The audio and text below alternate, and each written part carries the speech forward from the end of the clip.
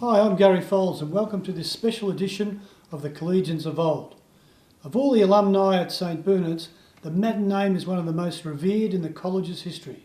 Having played school and league football with Paul, Simon and Justin, the Maddens have never taken their prowess and achievements for granted. This is why they've been terrific role models to other AFL players and been very highly respected in our community. In their first public appearance together, Paul, Simon and Justin returned to the place where it all began. Before the premierships, before the All-Australian honours, before they became AFL legends. The place where they learned about the importance of the motto to learn and to do, which they have exemplified throughout their lives.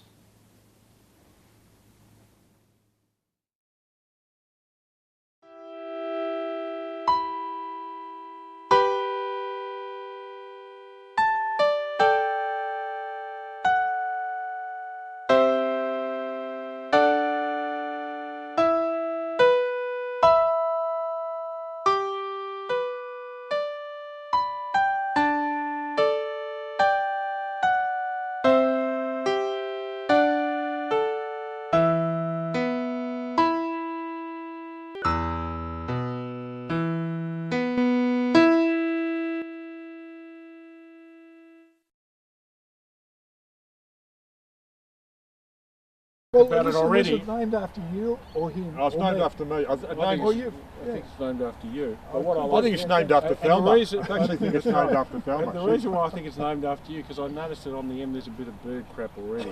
So that's...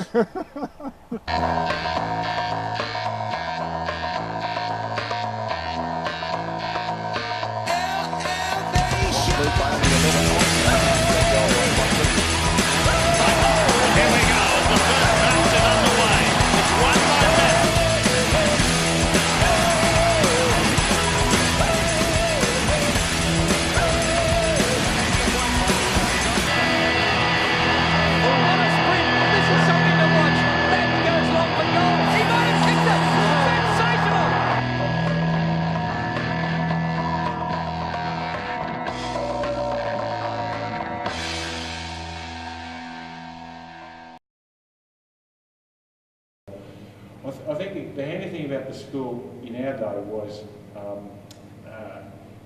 you met a great cross-section of people from the community. You know, there are a lot of schools that are particularly exclusive, and I think St Bernard's, today, and probably even still now, has students from a great cross-section of the community. So you do learn a lot from one another, from your peers, and I think we did when we were there. Well, now that was a pretty good team, if I remember.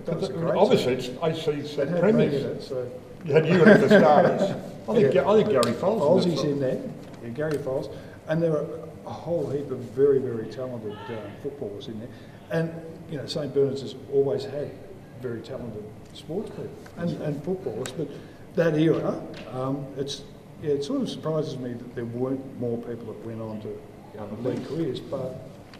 But it happens a lot when they get to other things, girls and other things, right. Work distractions. and distractions along the way. So those days though, you didn't have to play in a final, did you? No, you just had to win. The team that won the most was games. the one who Your kids in the class. But no, look, that was we used to we actually in talk about sport in year 12 we used to have a game of soccer at lunchtime with virtually every kid in VCE playing it. It was HSC back then. Yeah, I remember. So we had 100 kids playing this soccer game, and it just if you could call it that, it was. Oh, it was fantastic, and we actually it was actually It's probably like that very first game of AFL football that went for 3 days across. Well, this did because with not many rules. It was very politically incorrect because we had the Wogs and the Humans. That was the name of the two sides. Yeah. And the brothers thought this was terrible. At one stage we went on camp and they had a spare round. We said, what do we do? Because the score was accumulative over the year. Yeah. So the score was about 56 to 57. You started at last week's score. We kept going for the whole year. And then we started having transfers and all the big. And that year on the camp, I remember we had a spare hour and the brother Burke said, what are you going to do? He said, we'll play a game of soccer. He said, okay, organise your teams. We said, already got the teams. He said, we got the Wogs versus the Humans. And he said, you can't say that. And all the people on the Wogs said, yes, we're leading.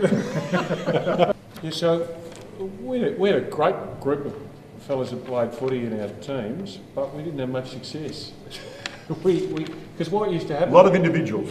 Well, no, they were all pretty good. Well, what used to happen was, because you didn't have finals and you had to win all your games basically, as soon as you lost one, you basically weren't going to win you weren't going to finish on top, and hence you weren't going to be premiers.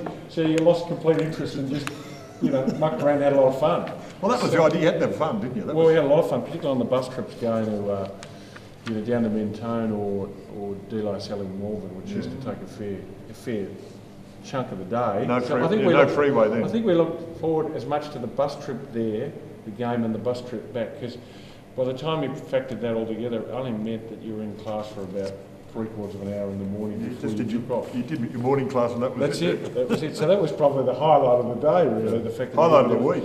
It was a big deal at St Bernard's at the time, because Simon got his first AFL game when he was in 5th form. And how old were you then? 16. 16. This was around about that first game. Have a look at Paul's hair there, would you? Just Paul and Simon and their hair. Mine's not much better, but The long hair was it's hard to tell that Paul's hair was very curly at one stage, but amazing, really. I had some. But a fantastic clip that you both might remember that would bring back some memories of you when you competed against each other for Carlton and for Essendon. Okay, so I do have selective memory loss, so that's You've been hit in the head a few times.